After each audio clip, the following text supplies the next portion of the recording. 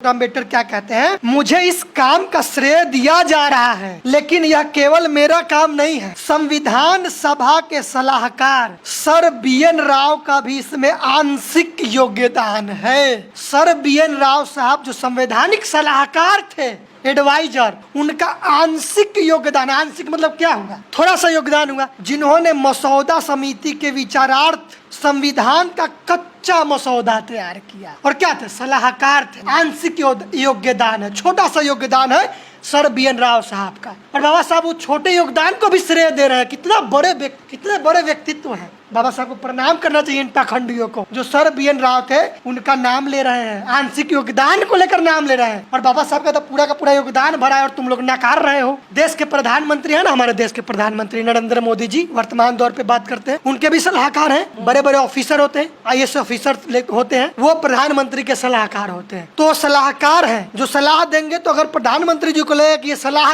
Acceptable है तो उनको वो एक्सेप्ट करेंगे, नहीं तो नहीं करेंगे। तो सलाहकार कहेगा कि नहीं, हम तो प्रधानमंत्री जी को सलाह दिए हैं तो हम ही प्रधानमंत्री होगा, तो होगा। संविधान सभा के जो अस्थायी अध्यक्ष थे डॉक्टर राजेंद्र प्रसाद जी, जो भारत के प्रथम राष्ट्रपति भी रहे हैं, सम्मानित व्यक्ति रहे हैं, वो क्या कह रहे हैं, डॉक्टर अम्बेडकर ने अपने खराब स्वास्थ्य के बावजूद जिस उत्साह और समर्पण से कार्य किया वो दुर्लभ है। कोई ऐसा नहीं कर सकता, दुर्लभ है, रेयर केस में है। हमने जब उन्हें प्रारूप समिति के लिए चुना और उसका अध्यक्ष बनाने का जो निर्णय लिया, उससे और अधिक सही निर्णय कोई नहीं हो सकता था। उन्होंने न सिर्फ अपना चयन को सही ठहराया, बल्कि जिस कार्य को पूरा किया उसे सरल भी बना दिया। उस काम की जिम्मेवारी लिया, उस काम को पूरे लगन के साथ काम किया और उस काम को पूरा सिंपल बना दिया, साधारण बना दिया। जो काम कठिन प्रतीत हो रहा है उसको डॉक्टर अम्बेडकर ने अपने प्रतिभा से एकदम सरल बना दिया, सिंपल और साधारण बना दिया। ये मनवादी लोग कहता है कि ये जो संविधान है भारत का, ये कॉपी पेस्ट किया हुआ है। बाबा साहब डॉक्टर अम्बेडकर ने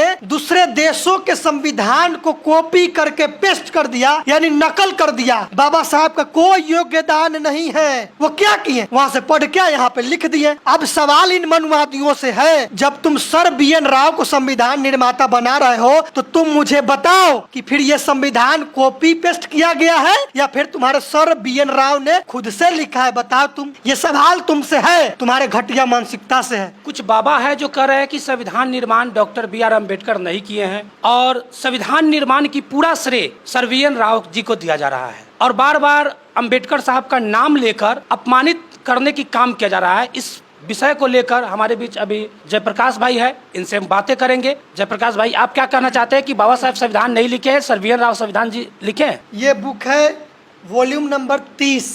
इस पुस्तक को भारत सरकार छापती है और इसके जो लेखक है बाबा साहब डॉक्टर अम्बेडकर है।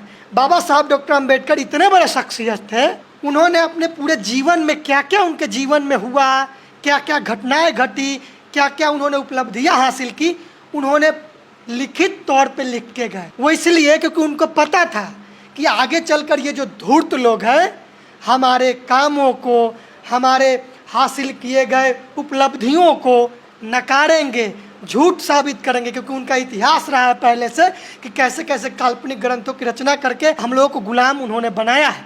इसीलिए उन्होंने किताब लिख के कि जो हमारे लोग होंगे, हमारे आने वाले पीढ़ी होंगे, वो उस बात को पढ़ेंगे। पेज नंबर 199 से शुरू होता है कि जो संविधान सभा के सदस्य थे वो आखिरी में जब वो भाषण दे रहे थे, जब संविधान को अंगीकार किया जा रहा तो कई मुख्य जो लोग हैं जो भाषण दे रहे थे उनका मैं यहाँ पे बताना चाहता हूँ। पेज नंबर 199 से शुरू है।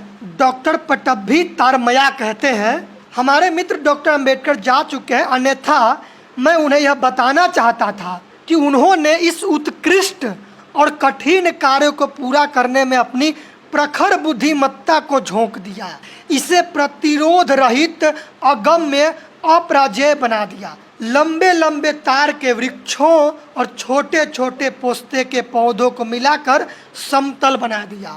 उन्हें जो सही लगा वही किया, उसके परिणामों की चिंता उन्होंने नहीं किया। ये कौन कह रहे हैं? संविधान सभा के एक सदस्य थे डॉक्टर पटभी तारमया। श्री महावीर त्यागी कहते हैं, आज अपने अति पुराने सपने और 30 वर्षों की मेरी कठिन मेहनत की फल की तस्वीर मेरे सामने है। मेरे सामने एक मूर्त तस्वीर डॉक्टर अम्बेडकर की है, जो मुख्य कलाकार रहे हैं। मुख्य कलाकार। देखिए श्री महावीर त्यागी क्या कह रहे हैं डॉक्टर अम्बेडकर के बारे में। संविधान सभा के लोग कह रहे हैं, खुद डॉक्टर अम्बेडकर नहीं कह रहे हैं।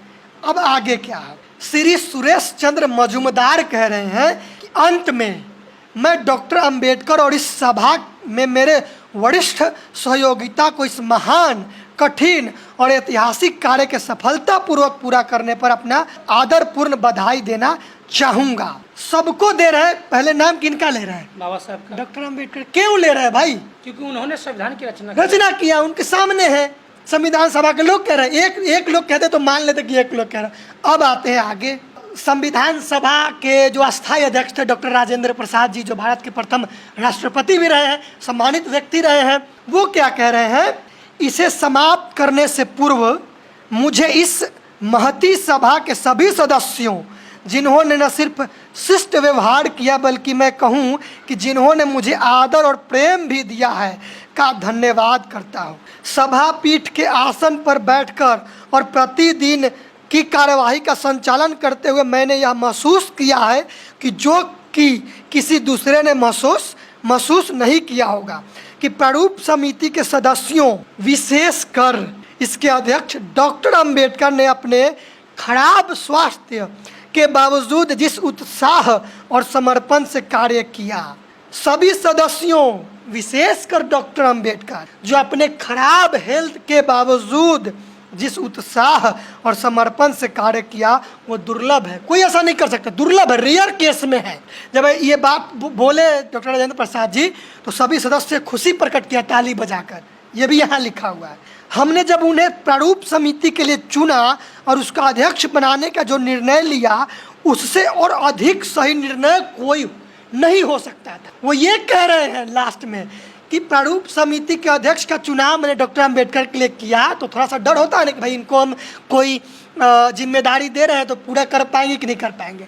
तो लास्ट में उनको एहसास हुआ कि इससे अधिक सही निर्णय कोई हो ही नहीं सकता था, कोई दूसरा विकल्प ही नहीं हो सकता था। किसके लिए कह रहा है?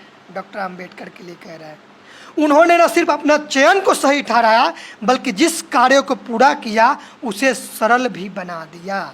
मतलब उस काम की जिम्मेवारी लिया, उस काम को पूरे लगन के साथ काम किया और उस काम को पूरा सिंपल बना दिया, साधारण बना दिया। जो काम कठिन प्रतीत हो रहा है उसको डॉक्टर अम्बेडकर ने अपने प्रतिभा से एकदम सरल बना दिया, सिंपल और साधारण बना दिया। यह है वॉल्यूम नंबर 40, डॉक्टर अम्बेडकर, बाबा साहब डॉक्टर अम्बेडकर क्या कहते हैं, क्योंकि उनको भी भाषण देने के लिए मौका मिला। वॉल्यूम नंबर 40 और पेज नंबर कितना है? 141। देखिए सभी सदस्य छोटे छोटे भाषण दिए हैं, लेकिन डॉक्टर अम्बेडकर सबसे ज्यादा देर भाषण दिए संविधान सभा के आखिरी भाषण में। लेकिन वो मुख्य जो बात है उस पर ही हम चर्चा करते हैं। ये पेज नंबर 141 में डॉक्टर अम्बेडकर क्या कहते हैं, मुझे इस काम का श्रेय दिया जा रहा है, लेकिन यह केवल मेरा काम नहीं है। जो महापुरुष होते हैं वो अपने आप अपने काम का श्रेय कभी नहीं लेते हैं।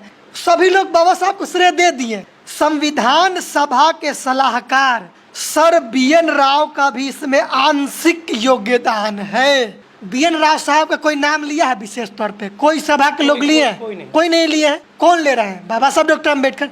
क्योंकि इनको लगा कि सभी लोग नहीं लिए तो उनको लगा कि भाई BN राव साहब का भी कुछ ना कुछ योगदान है, तो उनका नाम लेते हैं। और क्या कह रहे हैं, सर BN राव साहब जो संवैधानिक सलाहकार थे, एडवाइजर, उनका आंशिक योगदान, आंशिक मतलब क्या होगा? थोड़ा सा योगदान हुआ, जिन्होंने मसौदा समिति के विचारार्थ संविधान का कच्चा मसौदा तैयार किया। और क्या थे? सलाहकार थे। अब एक तर्क की बात करते हैं, ये प्रमाण दिखा दिए। आंशिक योगदान है, छोटा सा योगदान है सर BN राव साहब का, और बाबा साहब वो छोटे योगदान को भी श्रेय दे रहे हैं। कितने बड़े व्यक्तित्व हैं। बाबा साहब को प्रणाम करना चाहिए इन पाखंडियों को कि जो सर BN राव साहब का नाम ये कह रहा है कि सर BN राव साहब का नाम मिटा दिया क्योंकि वो ब्राह्मण समाज से थे। अरे बाबा साहब को प्रणाम करना चाहिए तुम लोगों को कि देखिए तुम्हारे जो सर BN राव थे उनका नाम ले रहे हैं, आंशिक योगदान को लेकर नाम ले रहे हैं, और बाबा साहब का तो पूरा का पूरा योगदान भरा है और तुम लोग नकार रहे हो। देश के प्रधानमंत्री हैं ना, हमारे देश के प्रधानमंत्री नरेंद्र मोदी जी, वर्तमान दौर पे बात करते हैं, उनके भी सलाहकार हैं। बड़े बड़े ऑफिसर होते हैं, IAS ऑफिसर होते हैं, पढ़े लिखे होते हैं, वो प्रधानमंत्री के सलाहकार होते हैं। तो वो सलाहकार हैं जो सलाह देंगे, तो अगर प्रधानमंत्री जी को लगेगा कि ये सलाह एक्सेप्टेबल है तो उनको वो एक्सेप्ट करेंगे, नहीं तो नहीं करेंगे।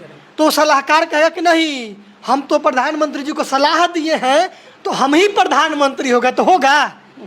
क्रिकेट मैच देखते हैं, क्रिकेट मैच होता है तो उसमें मैन ऑफ द मैच किसको दिया जाता है? जो सबसे अच्छा करता है, हाँ? जो सबसे अच्छा करता है। तो सबसे अच्छा करता है, लेकिन योगदान तो सभी टीमों के, सभी प्लेयर का होता है। गेंदबाज, फील्डर, विकेट कीपर, है ना, सबका होता है कि नहीं? सबका होता है। लेकिन मैन ऑफ द मैच किसको दिया जाता है? जो सबसे अच्छा करता सबसे अच्छा करता है। इसी तरीके से डॉक्टर अंबेडकर पूरे संविधान सभा के सबसे काबिल व्यक्ति थे, और कप्तान मान लीजिए उनको, कैप्टन मान लीजिए उनको, ठीक है। और ये खुद वो नहीं साबित कर रहे हैं, उनको साबित संविधान सभा के अध्यक्ष से लेकर तमाम जो सदस्य हैं वो कर रहे हैं, वो खुद नहीं कर रहे हैं। आखिर ये क्यों नाम ले रहा है? सबको पता है भली बात कि डॉक्टर अंबेडकर ही संविधान के निर्माता है। ये इस देश के लोग ही नहीं, पूरी दुनिया के लोग जान रहे हैं। ये मनवादी लोग कहता है कि ये जो संविधान है भारत का, ये कॉपी पेस्ट किया हुआ है। बाबा साहब डॉक्टर अंबेडकर ने दूसरे देशों के संविधान को कॉपी करके पेस्ट कर दिया, यानी नकल कर दिया। बाबा साहब का कोई योगदान नहीं है। वो क्या किए? वहाँ से पढ़ के यहाँ पे लिख दिए। अब सवाल इन मनवादियों से है कि जब तुम सर BN राव को संविधान निर्माता बना रहे हो तो तुम मुझे बताओ कि फिर ये संविधान कॉपी पेस्ट किया गया है या फिर तुम्हारे सर BN राव ने खुद से लिखा है? बताओ तुम। ये सवाल तुमसे है, तुम्हारे घटिया मानसिकता से है। तो श्रेय तो हम सब लोग को देते हैं, निर्माता बाबा साहब डॉक्टर अंबेडकर है। BN राव अगर जिंदा होते तो इनकी बात सुनकर बेहोश हो जाता है। पूछिए क्यों? क्यों? BN राव प्रगतिशील सोच के व्यक्ति थे। वो ब्रिटिश हुकूमत में वो नौकरी करते थे। सर लगा हुआ है उनके नाम के पहले। ये सर उपाधि कौन देता था? अंग्रेज लोग देते थे। इंडियन लोग के है सर लगता है? नहीं ना लगता है। और ये कह रहा कि अंबेडकर दलाल थे अंग्रेजों के। काम तो BN राव साहब कर रहे हैं, हम लोग ऐसा बात नहीं कहेंगे। काम कौन कर रहे हैं? BN राव साहब। BN राव साहब। बाबा साहब हो गए? बाबा साहब तो गोलमेज सम्मेलन जाकर दहाड़ते अंग्रेजों के बीच में। वो तो अधिकार मांगते हैं अछूतों के लिए। कहते हैं कि ब्रिटिश हुकूमत सवाल करते हैं कि आप लोग इतने वर्षों तक भारत में शासन किए, अछूतों के स्थिति में सुधार क्यों नहीं आया? आपको दिखाई नहीं दिया कि अछूतों को पढ़ने नहीं दिया जा रहा है, अछूतों को वोट का अधिकार नहीं है, अछूतों को राजनीतिक भागीदारी नहीं है, अछूतों को जमीन नहीं है? ये आपको दिखाई नहीं दिया? हम आपके शासन व्यवस्था पर विश्वास नहीं करते हैं। कहाँ जाके बोल रहे हैं? गोलमेज सम्मेलन लंदन में जाके बोल रहे हैं। तो सर BN राव प्रगतिशील सोच के थे। और ये मनवादी क्या कहता? हिंदू राष्ट्र बनाएंगे, ब्राह्मण राष्ट्र बनाएंगे। वो तो इसका विरोध करते थे सर BN राव। वो तो संविधान के समर्थक थे। वो संविधान बनाए और संविधान कहता है कि किसी भी धर्म का राष्ट्र नहीं बनेगा, और तुम एक्सेप्ट कर रहे हो कि सर BN राव संविधान के निर्माता है। तुम्हारा ही बात मान लिए, तो तुम उनके बात पे क्यों नहीं चल रहे हो? बेशरम लोग। तो ये कुल मिला के ये बात है कि ये लोग अपना बुद्धिमत्ता नहीं दिखा रहे हैं, अपना जात दिखा रहे हैं।